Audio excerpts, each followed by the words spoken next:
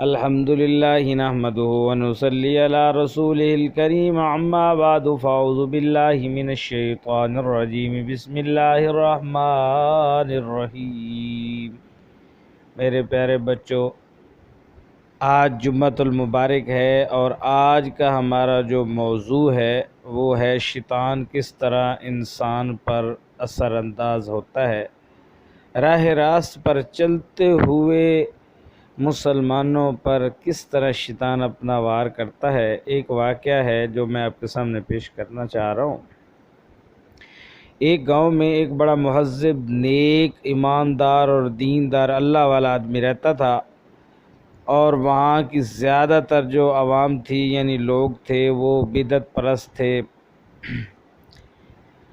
لیکن وہ انہیں بڑا سمجھاتا، کچھ سمجھ جاتے کچھ نہ سمجھتے۔ ایک دن وہ گھر تھا، کسی نے اسے اطلاع پہنچائی کہ جو ہمارے علاقے کے لوگ ہیں، اپنے گاؤں کے لوگ ہیں، وہ فلاں ایک درخت ہے بوڑ کا، تو اسے جو ہے نا وہ پوجنا شروع ہو گئے ہیں، سجدہ ریز ہوتے ہیں، وہاں جا کے چکر کاٹتے ہیں۔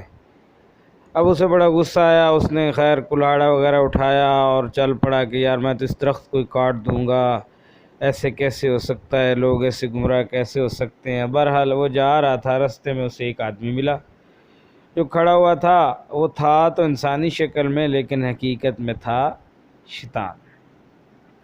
اب شیطان نے جی اپنا کام دکھانا شروع کیا، اسے کہا بھئی ارے بھائی ارے میاں کہاں جا رہے ہو؟ اس نے کہا میں فلاں فلاں جو ہے نا وہ درخت کو کاٹنے جا رہا ہوں۔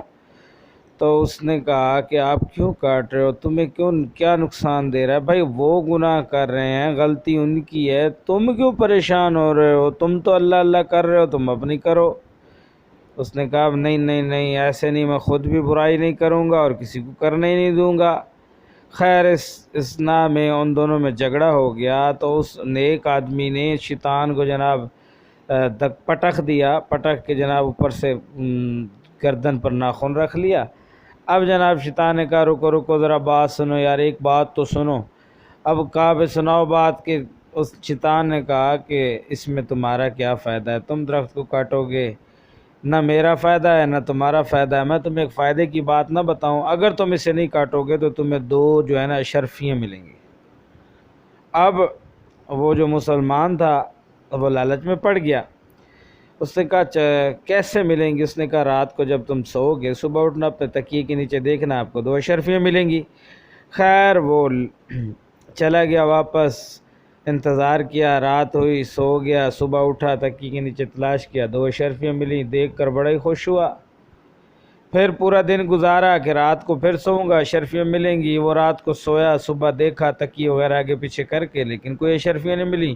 پھر اسے غصہ آیا اور وہ جناب پھر کلاڑا لے کے درخت کو کاٹنے کے لیے نکل پڑا۔ آگے سے پھر وہی شیطان وہاں پہ کھڑا ہوا تھا۔ اس نے کہا بھئی کہاں جا رہے ہو؟ اس نے کہا درخت کو کاٹنے۔ اس نے کہا بھئی درخت کو نہیں کاٹنا، تمہارا درخت کاٹنے سے کوئی فائدہ نہیں ہے۔ پھر جناب وہی معاملہ ہوا، آپس میں جھگڑ پڑے۔ اس بار جو ہے نا شیطان نے اس انسان کو پٹخ دیا اور نیچے گرا کے اوپر بیٹھ گیا۔ کہا آج بھلا میں نے تجھے کیوں گرایا ہے اور کل تو نے مجھے کیوں گرایا تھا؟ کہا کیوں بھائی؟ کل جب تم آئے تھے درخت کاٹنے کے لیے تو تمہارے دل میں صرف اور صرف اللہ کی رضا تھی، اس لیے اللہ کی طاقت کی وجہ سے، ایمان کی طاقت کی وجہ سے تم نے مجھے گرا دیا۔ لیکن آج جب تم آئے ہو تو تم تو اپنے لالچ میں تھے، لالچ وہی شرفیوں کا لالچ جو تھا اس کی وجہ سے، تو آج میں نے تجھے کیا کر دیا؟ پٹخ دیا۔ بچوں اس میں ایک بہت بڑی اہم بات ہے، اس سے ایک بہت بڑا اہم جو ہے نقطہ ملتا ہے کہ جو بھی کام کریں اللہ کی رضا کے لیے کریں۔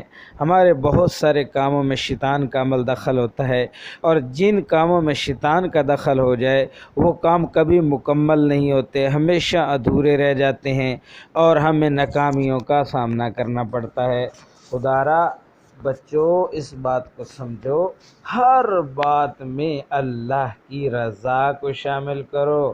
تمہارے جس کام میں اللہ کی رضا شامل ہوگی وہ کامیاب ہو جائے گا، اور رضا شامل کرنے کے لیے کیا کریں گے؟ جیسے کوئی کام شروع کریں گے پڑھیں گے بسم اللہ الرحمن الرحیم، یا اللہ تیرے نام سے شروع کرتے ہیں، یا اللہ تیرے ہی نام سے شروع کرتے ہیں۔ دیکھیں نا اگر ہم اللہ کو اپنے ہر کام میں جو شامل کر لیں گے، ہمارے کام چلتے رہیں گے بس۔